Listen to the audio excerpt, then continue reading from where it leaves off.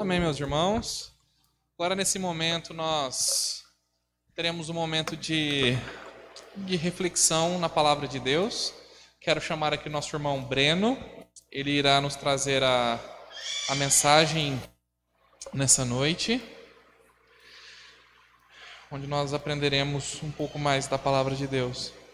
Vamos, nesse momento, estar orando pela vida do Breno. Amém? Deus de graça, Deus de bondade, mais uma vez, Senhor, nos colocamos diante da sua presença. Pai, nesse momento, Senhor, como igreja, Senhor, queremos nos colocar a vida do teu servo, Senhor, do Breno, em tuas mãos. Que o Senhor o abençoe, Senhor, ó Santo Espírito, que o Senhor derrame sua graça, que o Senhor o revista com o teu santo poder, que ele possa, Pai, ser um instrumento em tuas mãos, Senhor, um vaso, Senhor, em tuas mãos, para que ele possa transmitir, Senhor, a tua palavra, a tua verdade, e que essa verdade, Senhor, alcance, Senhor, os nossos corações, conforme a necessidade que o Senhor mesmo conhece. O abençoe, Senhor, nessa noite, em nome do teu Filho amado Jesus. Amém. Graças, paz, igreja. Para mim é uma grande alegria, uma grande honra estar trazendo mensagens para vocês essa noite. Eu gostaria desde já de pedir perdão se eu gaguejar um pouco, perdão pelo nervosismo. Abram suas Bíblias em Colossenses, capítulo 1, Colossenses, capítulo 3. Colossenses, capítulo 3. Vamos refletir um pouco nesta noite.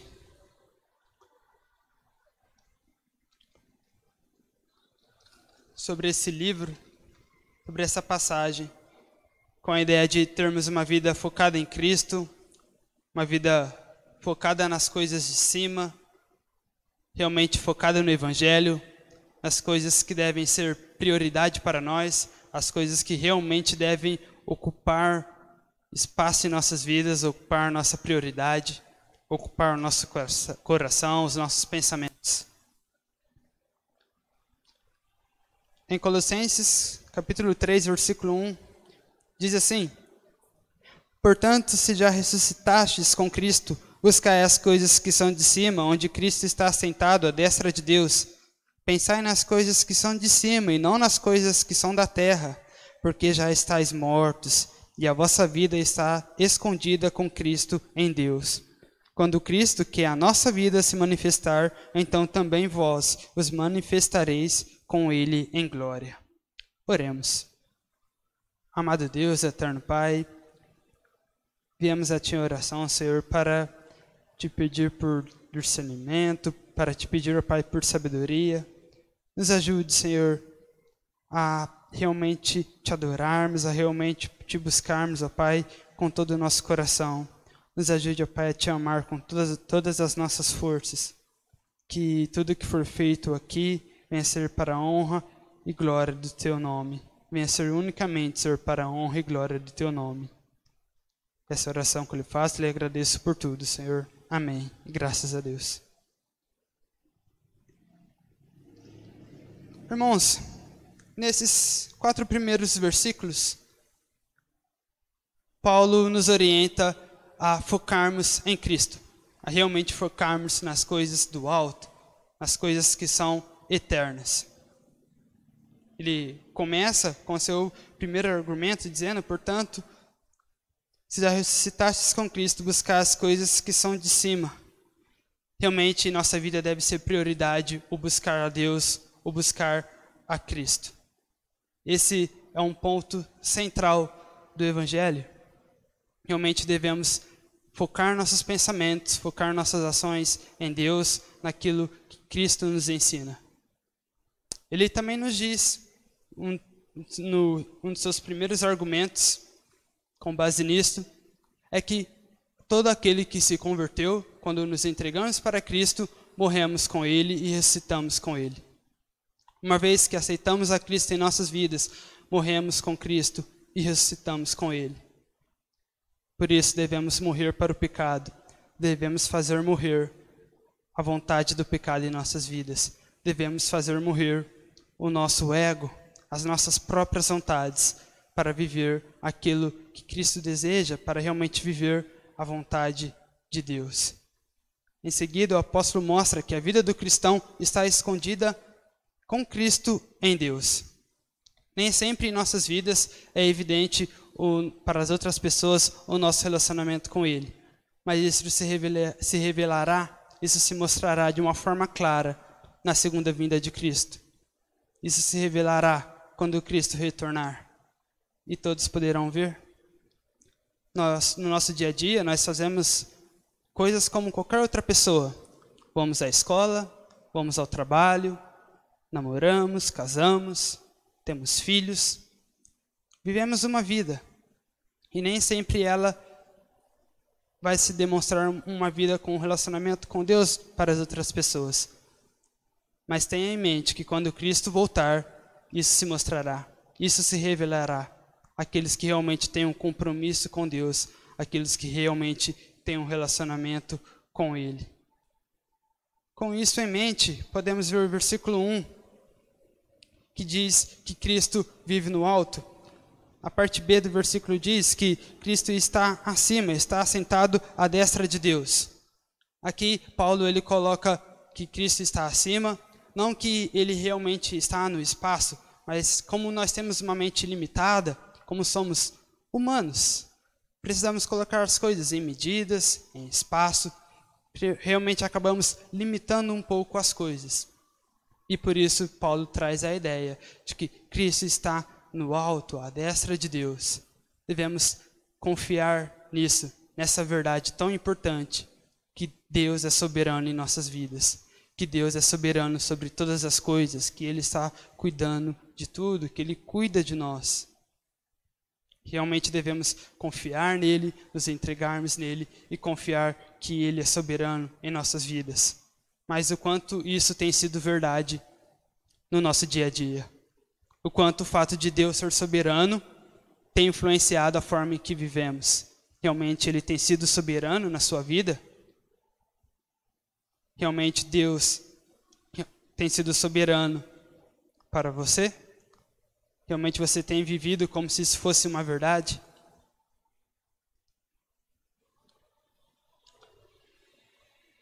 Volte um pouco em Mateus, capítulo 6. Em Mateus, capítulo 6. Versículo 19 diz: Não ajunteis tesouro na terra, onde a traça e a ferrugem tudo consome, e onde há ladrões que minam e roubam, mas ajuntais tesouros no céu, onde nem a traça nem a ferrugem consome, e onde os ladrões não minam nem roubam. Porque onde estiver o vosso tesouro, ali estará também o vosso coração. Porque onde estiver o vosso tesouro, ali também estará o vosso coração.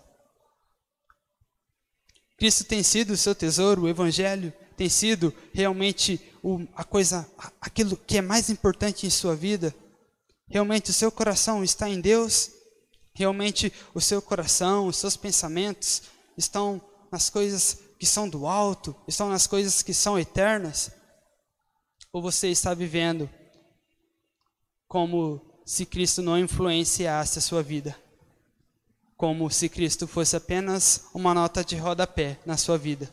Como ele se resumisse apenas em vir à igreja aos domingos, um dia na semana, 1 hora no dia. E depois, no restante do seu dia a dia, Cristo apenas é um conceito, uma ideia abstrata, que não influencia em nada, que a sua soberania não influencia em nada. Devemos ter realmente muito claro em nossas mentes, muito claro em nossas vidas, o que Cristo é para nós. Realmente devemos ter bem claro e realmente praticar o Evangelho. Um Evangelho prático, um Evangelho simples, em que nos submetemos à vontade de Deus, em que nos submetemos à sua soberania. E vivemos dessa forma, vivemos focado em Cristo, vivemos focado na sua vontade, não na nossa própria vontade, não apenas para suprir os nossos desejos. Realmente isso é muito difícil, isso é muito penoso, é muito trabalhoso. Sempre queremos cumprir a nossa vontade, fazer aquilo que nós pensamos que vai nos trazer alegria, aquilo que vai nos trazer felicidade. mas nem sempre isso é a vontade de Deus, nem sempre isso é aquilo que Deus quer.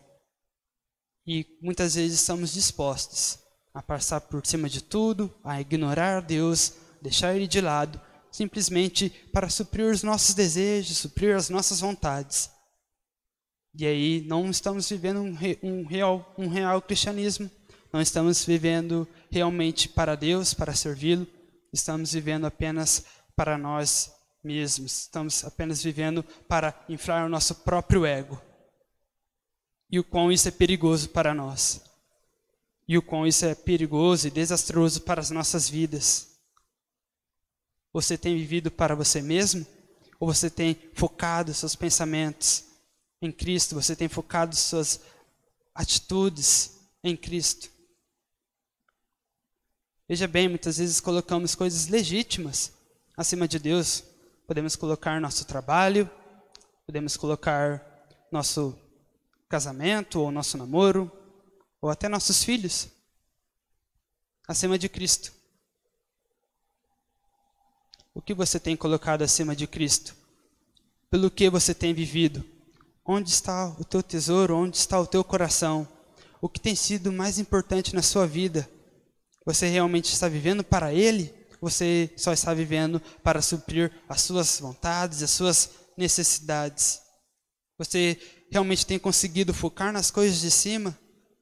Seu relacionamento com Deus está tão abalado que você realmente não se importa muito em estar cumprindo a vontade dele, apenas se importa em cumprir a sua. Como o apóstolo Paulo diz nos primeiros versículos, você realmente tem morrido para Cristo? Você realmente tem morrido com Cristo, ressuscitado com Ele, abandonado o desejo da carne, abandonado os seus próprios desejos, abandonado os seus desejos pecaminosos para viver para Deus? Você realmente tem morrido para essas coisas? Ou você está apenas querendo viver cada dia mais e mais para elas, cada dia mais e mais para supri-las, não se importando com aquilo que Deus diz? Paulo não está dizendo nada novo ao orientar o pensamento cristão para o alto. É realmente muito importante pensarmos no nosso dia a dia, nas decisões que tomamos, se aquilo realmente agrada a Deus. Pense um pouco naquilo que você fala no seu dia a dia para as pessoas. Pense um pouco sobre aquilo que você faz no seu dia a dia, se Cristo faria a mesma coisa. Essas palavras que saem da sua boca quando você está em casa, quando você está no trabalho, Cristo falaria essas coisas que você fala? Cristo tomaria as decisões que você toma no seu dia a dia? Realmente pense um pouco, em meu lugar, o que faria Jesus?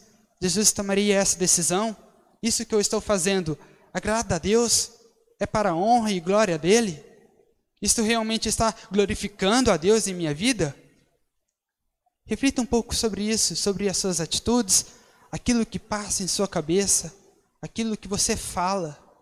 Nós falamos tanta besteira, da nossa boca saem tantas palavras torpes, tantas mentiras. Será que Cristo faria isso? Será que Cristo faria essas coisas, tomaria essas decisões tão erradas em que tomamos no nosso dia a dia? Em casa, no trabalho, na rua. Reflita um pouco sobre isso. Algumas implicações práticas da união que devemos ter com Cristo. Olha o versículo 5.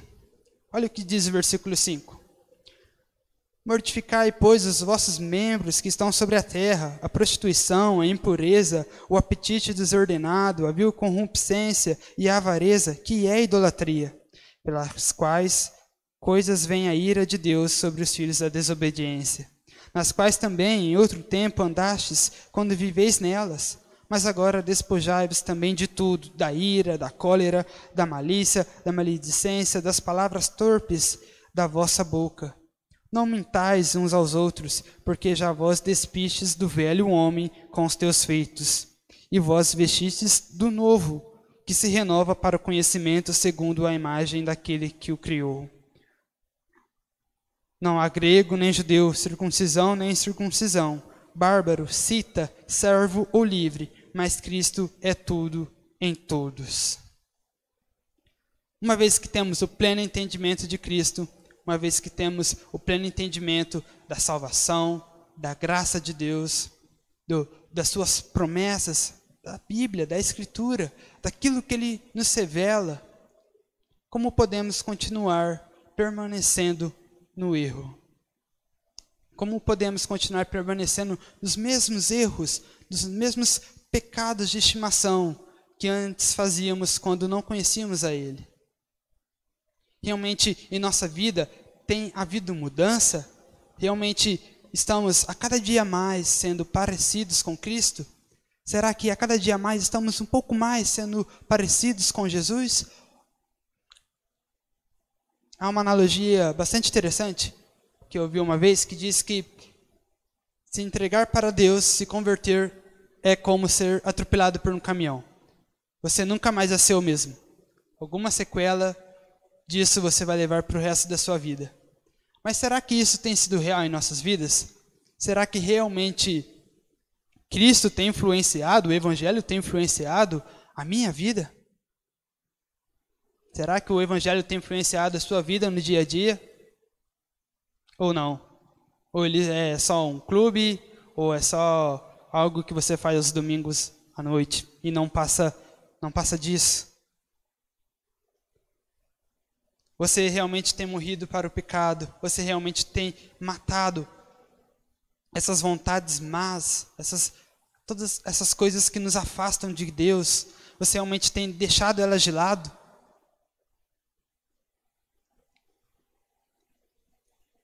Paulo nos mostra algumas orientações práticas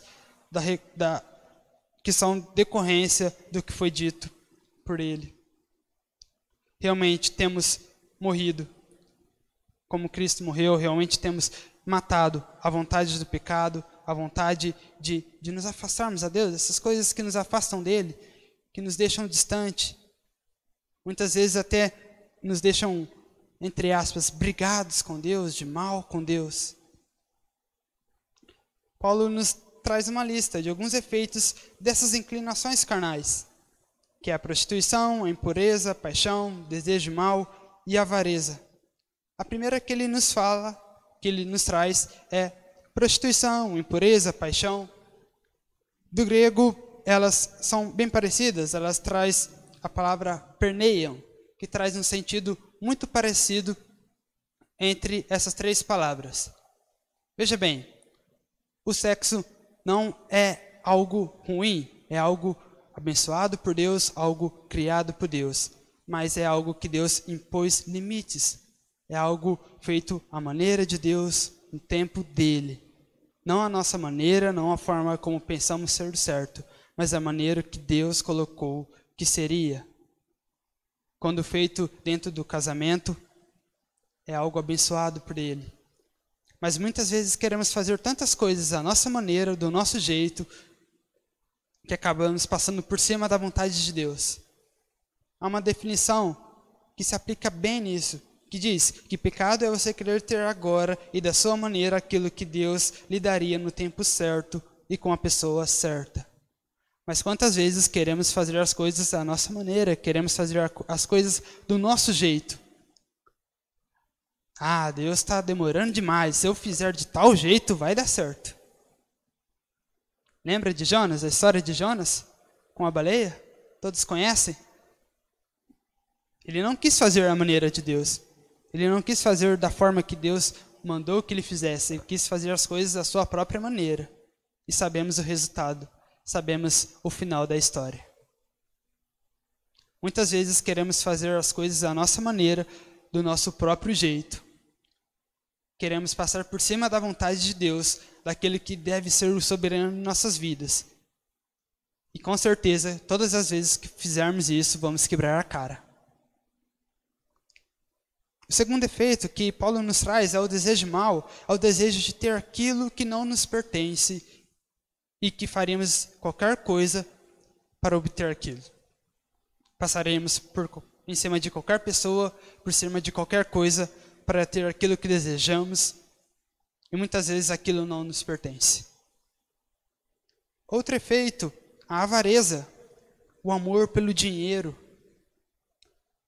Paulo diz que Deus deve ser o nosso Senhor, que Deus é o nosso Senhor, mas aquele que é avarento, o dinheiro é o seu Senhor. Ele não tem como ele servir a Deus e servir ao dinheiro ao mesmo tempo. Ou vai ser um ou vai ser o outro. E aquele que é avarento, aquele que ama o dinheiro, sempre vai se voltar para ele, sempre vai confiar constantemente no dinheiro, nas suas próprias forças, no seu próprio poder. E não vai confiar em Deus, não vai se submeter a ele. Muitas vezes nós queremos apenas inflar o nosso próprio ego. Queremos que as coisas apenas venham para nós, que eu devo tirar um proveito de tudo que eu fizer, de todo negócio que eu fizer, eu devo ganhar alguma coisa em troca. Que tudo venha a ser para mim, para que eu venha crescer cada vez mais e mais e mais. Não importa se o irmãozinho do meu lado está sofrendo com isso, não importa se ele está passando por dificuldade, porque ele não pode me dar nada em troca. Eu quero apenas mais e mais e mais. Apenas vivemos para nós mesmos, para inflar o nosso próprio ego, para satisfazer os nossos próprios desejos, não nos importando com a vontade de Deus, muito menos em amar o próximo, muito menos em ajudar o necessitado. Se aquilo não vai nos trazer um retorno, por que fazer? Por que ajudar? Há um conceito citado pelos acadêmicos, pelos estudiosos, chamado dinâmica da ética paulina, que está presente em todas as epístolas de Paulo, em todas as cartas de Paulo, que traz a ideia de, por exemplo, a ideia de que vocês morreram. E Paulo, em base disso, com essa base, ele traz no imperativo: vocês morreram, por isso vocês podem matar a sua vontade pecaminosa. Traz a ideia de que, por exemplo, entre mérito e graça, por conta de vocês terem morrido, vocês podem matar a vontade do pecado, vocês podem matar a vontade pecaminosa, a vontade dos desejos maus. Veja bem, em outras religiões, você deve fazer isso ou aquilo para obter salvação. Mas no cristianismo é diferente. No cristianismo você é salvo. Por isso você deve fazer isso ou aquilo. Conseguem entender a diferença entre mérito e graça? Para algumas pessoas, elas têm a ideia de que elas só vão ser salvas se fizerem alguma coisa. Se eu dar uma cesta básica para alguém, se eu ajudar alguém, eu vou ser salvo, eu vou merecer a bênção de Deus. Mas não é assim que as coisas funcionam. Não é assim que Deus trabalha. Devemos nos submeter à sua graça. Devemos nos submeter à sua soberania. Fazemos essas coisas porque somos salvos. Não para obter salvação, mas porque já somos salvos.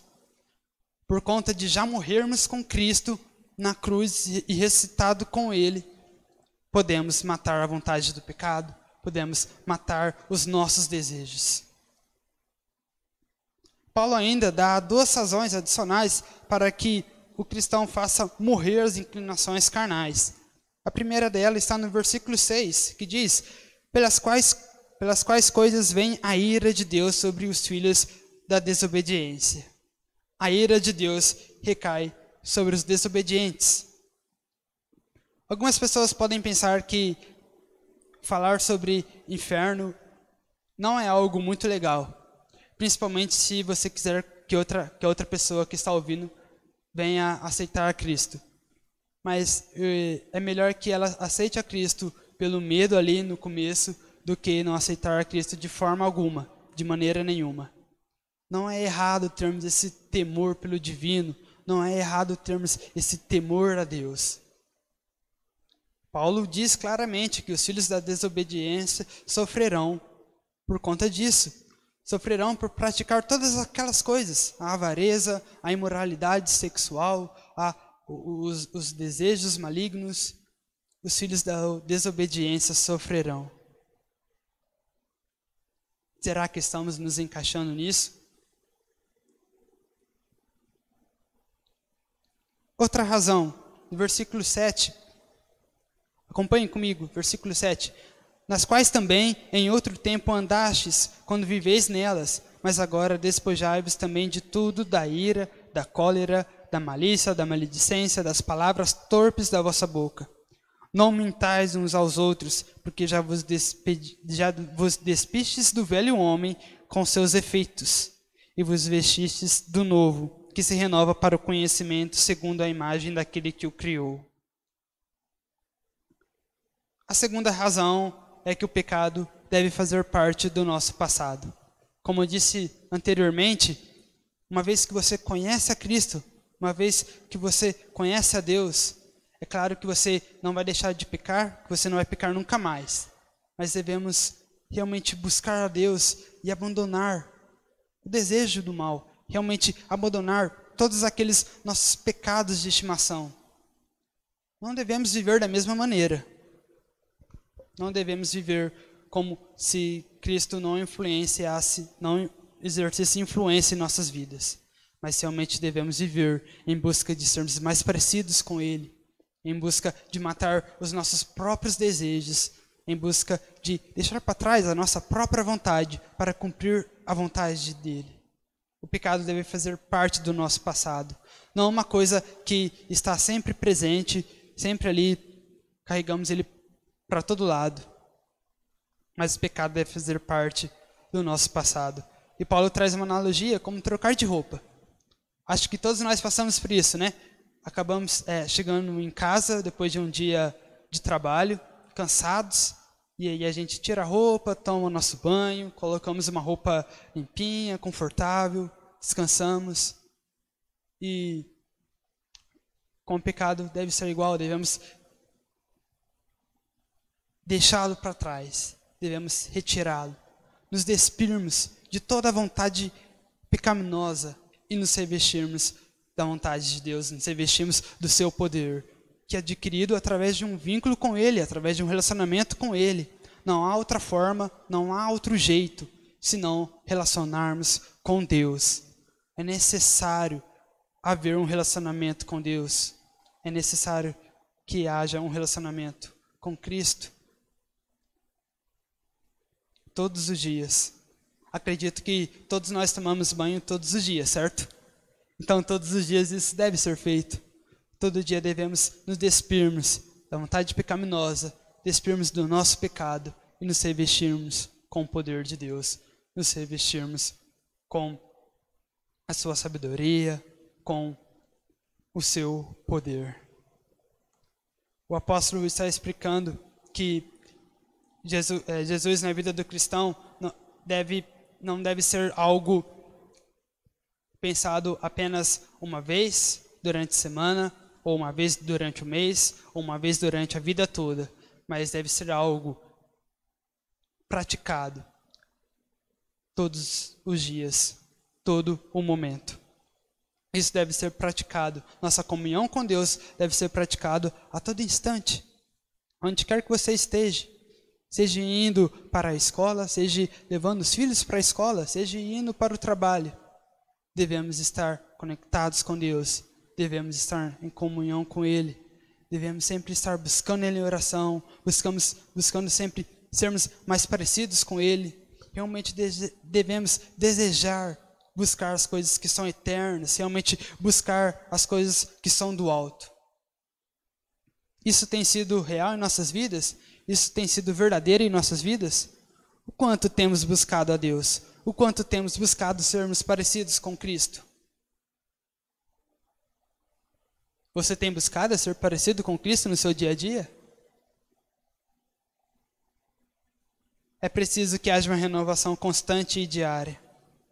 E Paulo acrescenta no versículo 11, ele diz: onde não há grego nem judeu, circuncisão nem incircuncisão, bárbaro, cita, servo ou livre, mas Cristo é tudo em todos. Devemos viver uma união com Cristo, sem acepção de pessoas, sem pensar no que eu vou ganhar com isso, mas realmente devemos viver em comunhão, realmente viver em união, com o único propósito de adorar a Deus. Assim como o pastor pregou domingo passado, usando a analogia da batata, será que estamos vivendo em comunhão ou não? Será que realmente estamos levando a sério o versículo 11, vivendo sem essa acepção de pessoas, realmente cuidando uns dos outros, realmente nos unindo com o único propósito de adorar a Deus?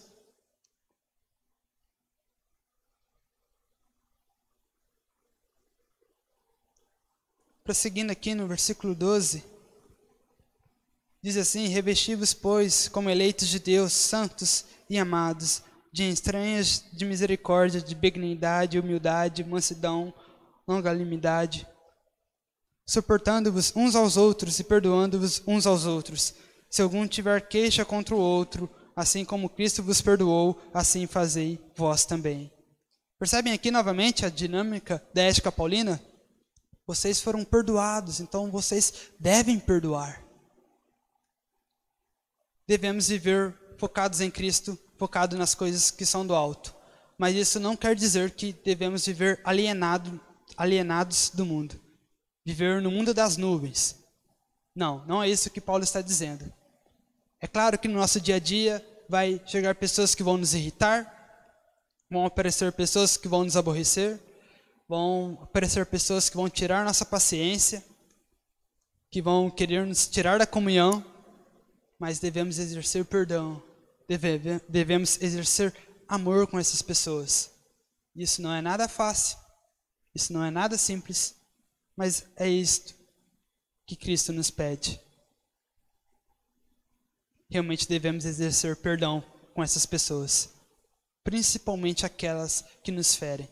E sempre vai ter alguém que vai nos machucar, sempre vai ter alguém que vai nos decepcionar.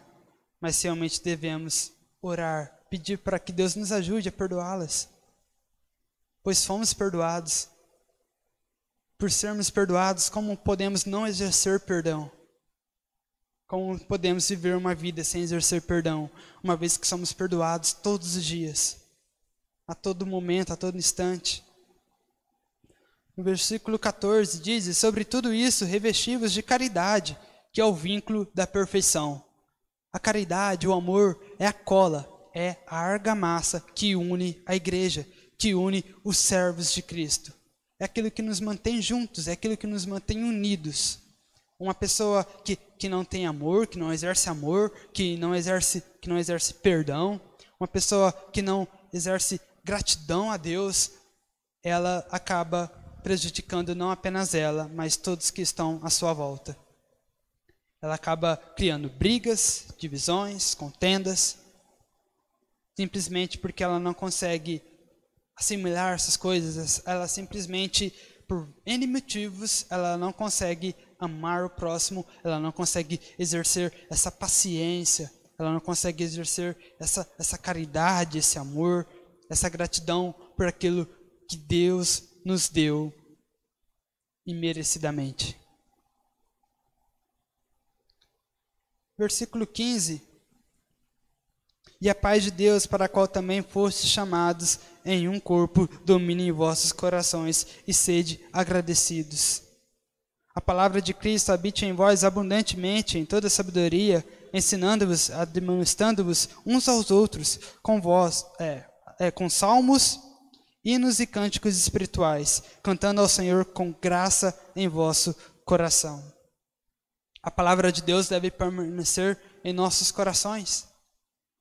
Devemos realmente querermos estar juntos, realmente querer estar juntos para buscar Deus em oração, em comunhão, cantando cânticos como cantamos essa noite, cânticos realmente cristocêntricos, que falam de Deus. Realmente devemos querer estar juntos para orarmos uns pelos outros, para chegar em tal pessoa e falar assim: olha, ora por mim, eu estou precisando disso, daquilo.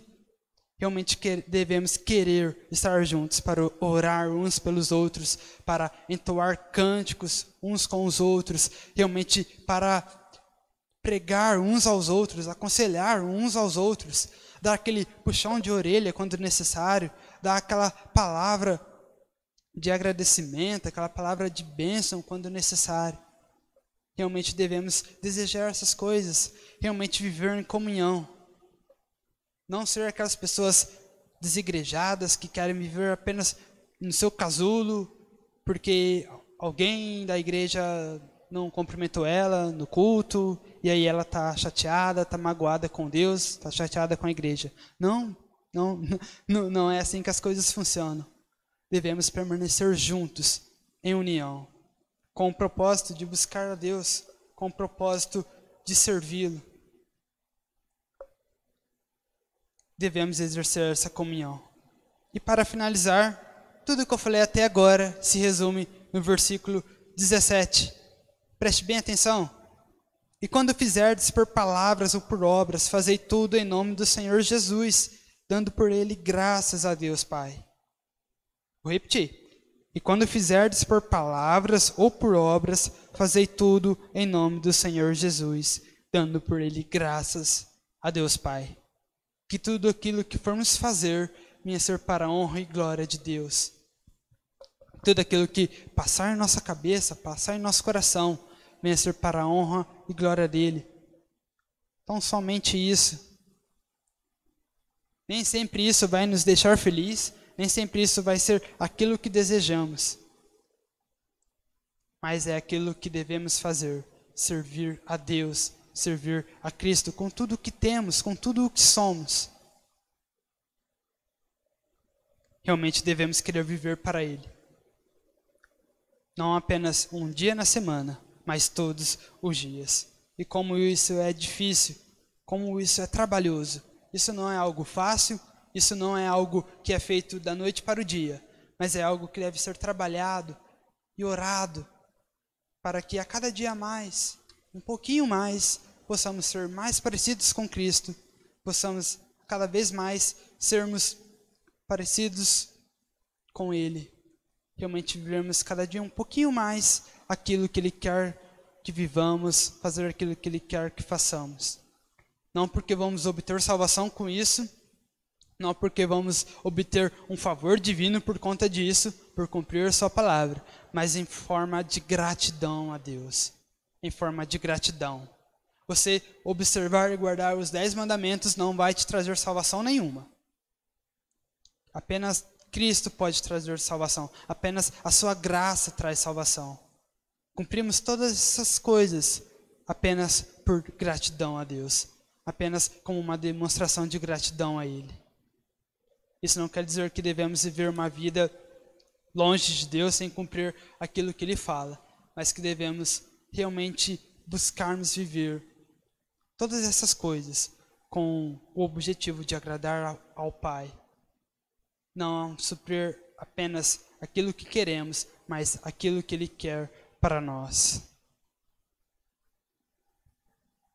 Veja bem, o ano está acabando. Daqui a pouco teremos aí a virada de ano, né? Um ano novo. E muitas pessoas fazem a sua lista de promessas. Aquela listinha de coisas que querem conquistar ou de coisas que querem mudar. E aí ela coloca lá, nesse ano novo, vou entrar na academia, vou comprar um carro novo, vou trocar o carro, vou buscar um emprego melhor, vou ler a Bíblia inteira, vou orar mais, vou buscar mais a Deus. Mas aí, no primeiro empecilho, na primeira dificuldade, ela desiste, chuta o balde e não quer mais saber daquilo, deixa, ano que vem eu faço isso. Chega em fevereiro, ela já desistiu da sua lista todinha. Que isso não venha a ser real em nossas vidas. Que isso não venha a ser verdadeiro em nossas vidas. Mas que possamos lutar. Por morrermos em Cristo, devemos fazer morrer a nossa vontade do pecado. E realmente buscar as coisas que são do alto. Realmente buscarmos a Cristo. Que nossa oração não venha ser... Que possamos orar para que não venhamos a desistir quando os primeiros problemas aparecerem, quando as primeiras dificuldades aparecerem, mas que Quando isso acontecer, aí sim, permanecermos firmes, permanecermos fortes em Cristo. Somos tão fracos, somos tão falhos. Por isso, nosso vínculo com Deus deve sempre permanecer forte, deve sempre permanecer constante. Muitas pessoas dizem que não se relacionam com Deus por falta de tempo, mas temos tempo para fazer tantas coisas. Mas nunca temos tempo para Deus, nunca temos tempo para aquilo que realmente importa, para aquilo que deveria ser a principal coisa no nosso dia a dia. Temos tempo para fazer tantas coisas, mas temos tido tempo para Deus, temos separado tempo para Ele. Temos realmente tido tempo de qualidade com Cristo. Procure o máximo possível estar com os irmãos para estudar a palavra e orar. Busque sempre as coisas de cima, busque sempre as coisas do alto. Abaixe sua cabeça, vamos orar.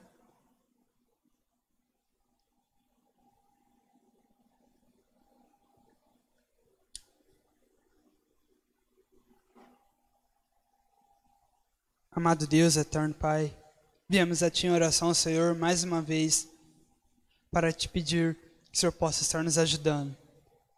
Crie em nós, ó Pai, homens e mulheres de oração. Crie em nós, ó Pai, verdadeiros adoradores, que Te buscam, ó Pai, e Te adoram em todas as circunstâncias, em todos os momentos. Que possamos realmente ser igreja, que possamos realmente viver igreja. Nos ajude, ó Pai, a pararmos de brincar de igreja, a pararmos de levar a igreja como um clube, em que viemos um dia na semana e depois no resto dos dias nos esquecemos. Que possamos realmente viver um evangelho, viver um cristianismo prático, um cristianismo que Te exalta, que glorifica o Seu nome. Que em cada situação, Pai, possamos ponderar o que o Senhor faria. O que o Senhor faria naquela situação, naquela tomada de decisão, naquilo que eu falo, naquilo que eu penso, que possamos sempre colocar, Pai, na nossa cabeça, se aquilo que estamos fazendo é para a honra e glória do Seu nome, ou para a nossa própria, que possamos, ó Pai, a cada dia mais, sermos parecidos com o Senhor, sermos parecidos à Sua imagem, com nossas atitudes, com nossos pensamentos, possamos a cada dia mais sermos mais parecidos com Cristo. Que o desejo do nosso coração venha a ser Te servir, ó Pai, unicamente Te servir. Que o desejo do nosso coração, Pai, venha a ser servir ao Senhor, edificar a igreja e evangelizar o mundo. Que todas as coisas além disso, Pai, possamos estar deixando de lado e possamos estar dando prioridade ao que realmente importa, ao que realmente é importante, que é o Senhor em nossas vidas. Em nome do Senhor Jesus, ajude-nos, ó Pai, ajude-nos em cada situação, que possamos morrer para o velho homem e viver, ó Pai, o novo, e viver aquilo que o Senhor quer que vivamos. Em nome do Senhor Jesus, amém, e graças a Deus.